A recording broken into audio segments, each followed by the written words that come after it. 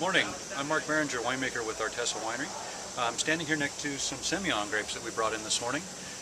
Semillon's kind of an obscure variety a lot of people don't know about, but it is quite commonly used to blend into Sauvignon Blanc. It's actually a grape that's very large in size. You can see they're very large round berries. They have a lot of juice in them, but the great thing about Semillon is it ripens very early, so it gives us a lower sugar level, meaning we get a nice balance of acid and a lower alcohol to blend back into Sauvignon Blanc that we get very, very ripe. The other great thing about Semillon is it has a very oily texture to it. It adds viscosity to the wine and great mouthfeel.